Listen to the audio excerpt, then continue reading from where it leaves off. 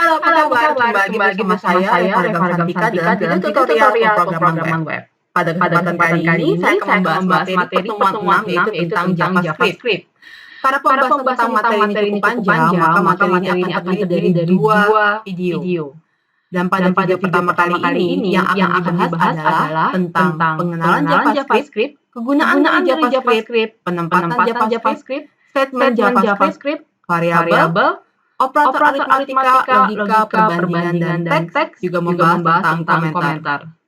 Dan berikut ini adalah penjelasannya.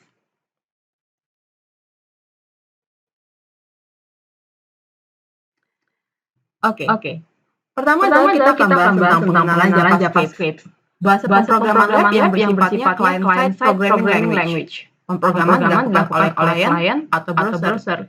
JavaScript tidak sama dengan Java dan digunakan untuk membuat web menjadi interaktif dan dinamik.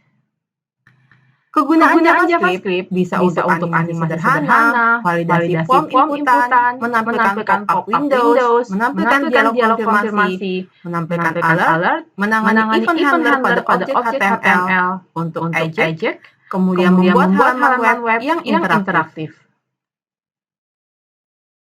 Nah, bagaimana sih penempatan JavaScript di HTML? Ada tiga cara nih. Yang pertama di bagian head dengan menggunakan tag script internal.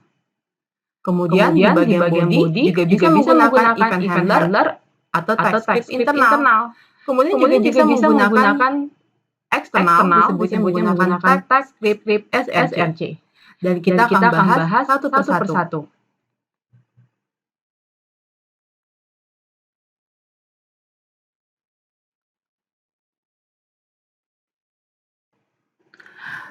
Oke, berikutnya adalah kita akan bahas tentang penempatan JavaScript pada bagian head.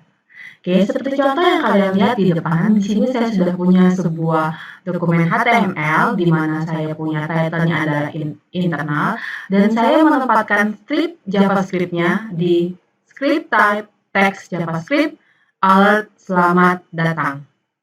Kemudian nanti saya akan mencetaknya dengan dokumen .write latihan JavaScript. Nah, sekarang kita lihat apa sih hasilnya.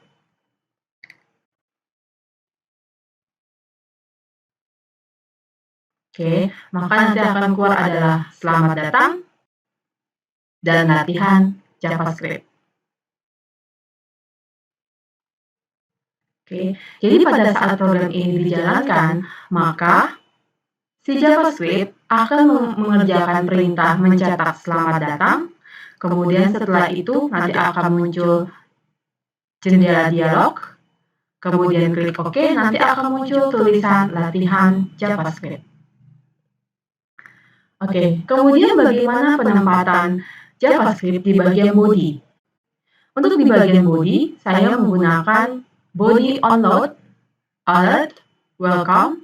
Nanti akan muncul, saya akan menempatkan button on click, alert, you push the button. Kemudian klik here. Sekarang kita lihat hasilnya. Oke, welcome. Saya klik OK, klik here. Anda menekan tombol.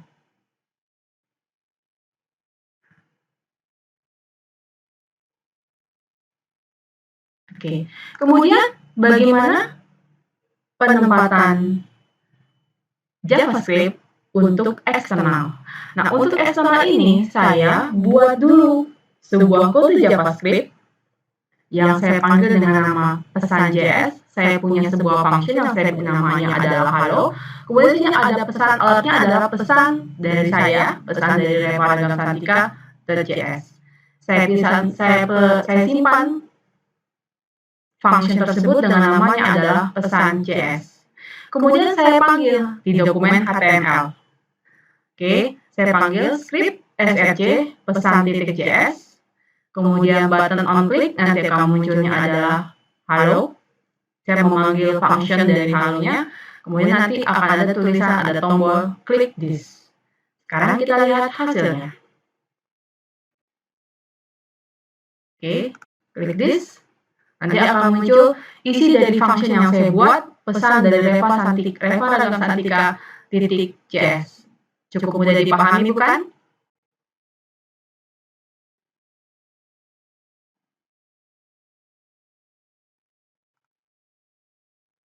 Oke, berikutnya yang kita bahas adalah tentang statement JavaScript. Pada pembuatan statement JavaScript yang harus kalian lihat adalah dia bersifat case sensitif. Jadi huruf besar dan huruf kecil dianggapnya berbeda. Kemudian penggunaan titik koma adalah bersifat optional.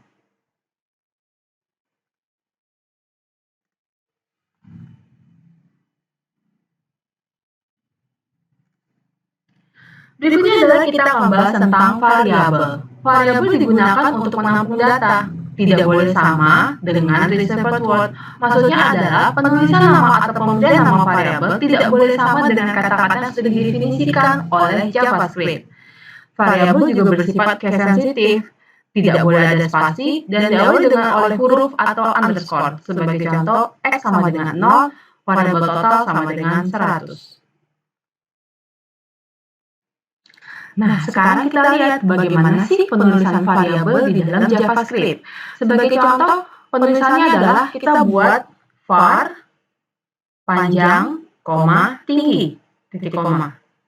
Atau kita bisa mendefinisikan nilainya di awal pada saat pendeklarasian variabel.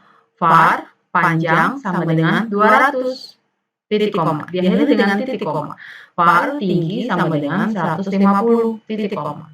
Atau kita juga bisa mendefinisikan sebuah variabel, sebuah variabel yang bisa mengandung banyak kata. Seperti saya membuat sebuah variabel yang bernamanya adalah kata, yang isinya adalah belajar JavaScript.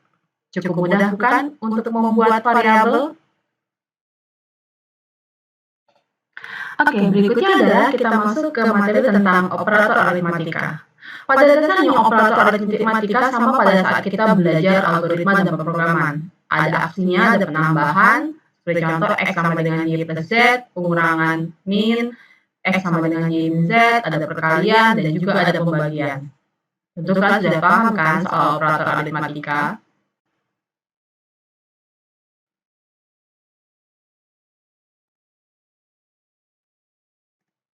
Oke, berikutnya adalah operator logika. Ada operator AND, yang dilambangkan dengan simbol ampersand atau dan-nya 2 kali, kemudian tanda OR dengan garis tegak 2 kali, kemudian NOT dengan tanda seru. Kemudian ada operator perbandingan, ada sama dengan, tidak sama dengan, lebih besar dari, lebih besar sama dengan, lebih kecil dari, lebih kecil sama dengan. Oke. Kalian akan bahas tentang penggunaan operator pada JavaScript sebelum kita masuk ke dalam tab komentar. Oke, berikut ini adalah contoh dari penggunaan JavaScript sederhana untuk variabel. Sebagai contoh di sini saya mau kombinasikannya dengan menggunakan function. Nah, variabel itu ada dua jenis, ada variabel lokal dan variabel global. Tentu kalian masih ingat kan apa itu variabel lokal dan variabel global? Variabel global adalah variabel yang dapat digunakan di luar dari fungsi. Sedangkan variabel lokal adalah variabel yang hanya bisa digunakan di dalam fungsi dan dideklarasikan hanya di dalam fungsi. Sebagai contoh di sini, saya punya sebuah variabel namanya adalah A. Isinya adalah welcome. Kemudian saya punya sebuah function, greeting. Kemudian si greeting ini, si function greeting ini punya variabel yang namanya adalah variabel B, yang isinya adalah good morning.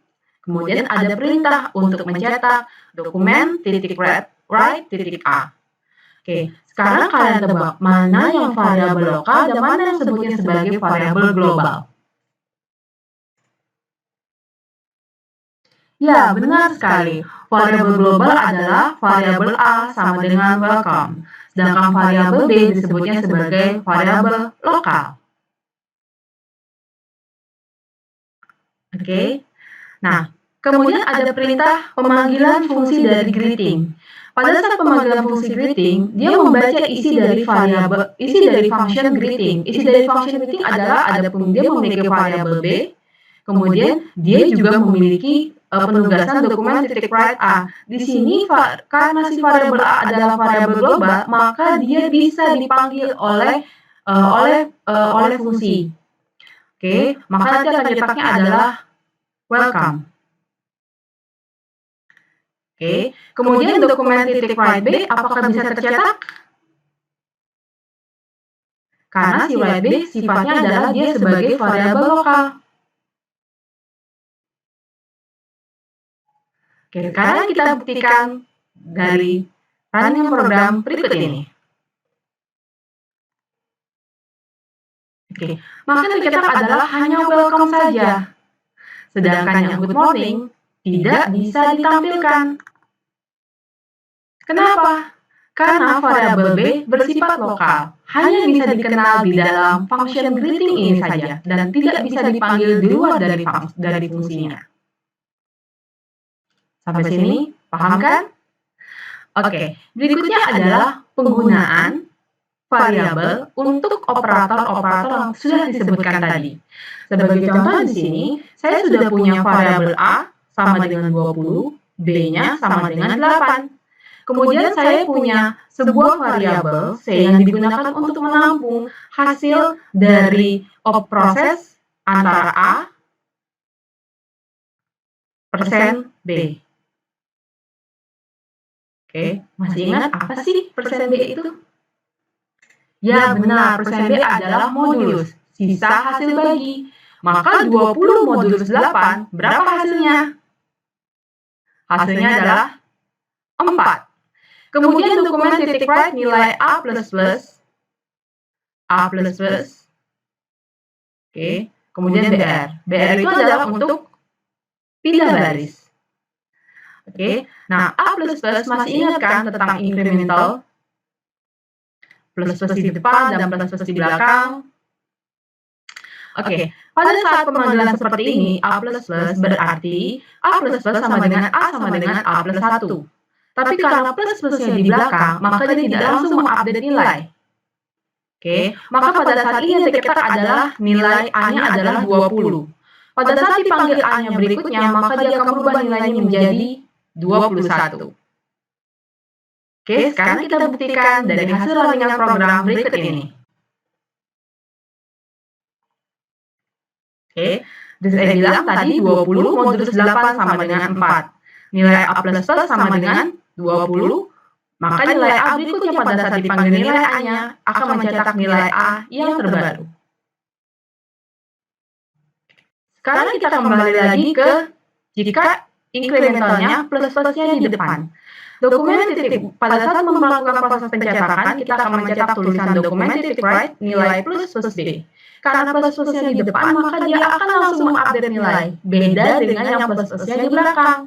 Maka pada saat ini, nilai plus B jadinya menjadi 9. Kemudian pada saat dipanggil nilai B berikutnya, nilainya akan tetap 9. Sekarang coba kita lihat hasilnya. Plus B sama dengan 9, nilai B sekarang nilainya adalah 9. Oke, kemudian adalah lanjut untuk operator relasional. Di mana variabel D isinya adalah A, apakah A lebih besar daripada B? Oke, ini kita perbaiki dulu.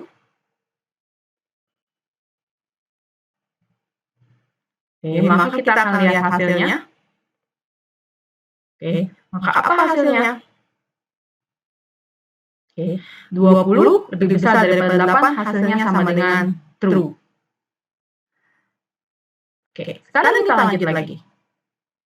Oke, punya variabel E isinya adalah false, variabel F sama dengan true.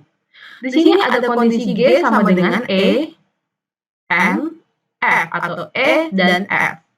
Dengan menggunakan operator N berarti adalah semua kondisi yang dibandingkan akan menghasilkan nilai true kalau kedua nilainya adalah true. Sekarang kita lihat E-nya nilainya false, F-nya nilainya true. Maka hasilnya apa? Sudah pasti hasilnya adalah false. Karena salah satunya nilainya adalah false. Bagaimana dengan yang H? H di sini adalah merupakan hasil dari operator relasional E or F. OR akan menghasilkan nilai true jika kedua nilai yang dibandingkan salah satu saja bernilai true, maka akan menghasilkan nilai true. Dan akan menghasilkan nilai false kalau kedua nilai yang dibandingkan nilainya adalah false. Oke, maka kalau untuk hasil H-nya adalah Benar sekali, hasilnya adalah true. Kemudian var I sama dengan not A. Isinya adalah false, berarti not false sama dengan true, benar sekali.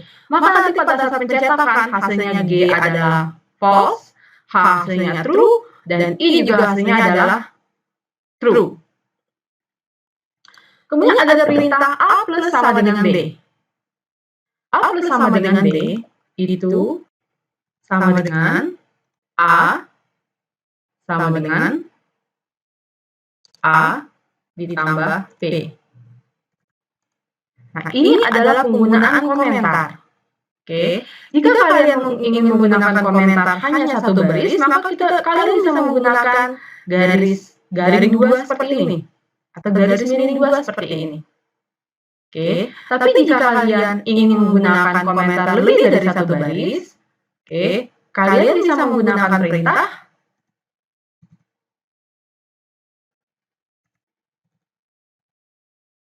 Oke, seperti kalau lihat di depan, pada saat kalian menggunakan komentar, dia akan berubah menjadi hijau. Dan ini berarti tidak akan diproses oleh JavaScript. Oke.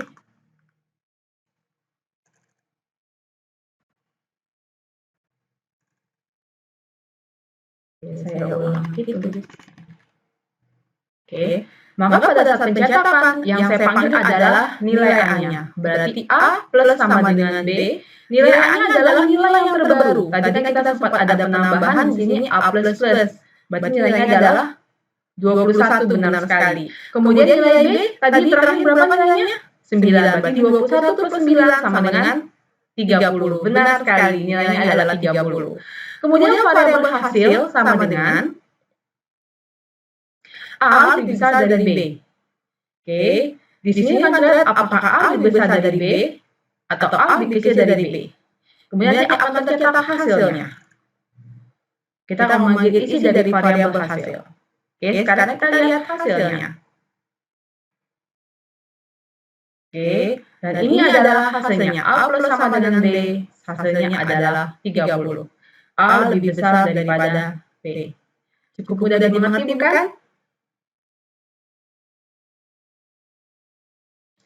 Oke, demikianlah video tutorial JavaScript untuk bagian pertama.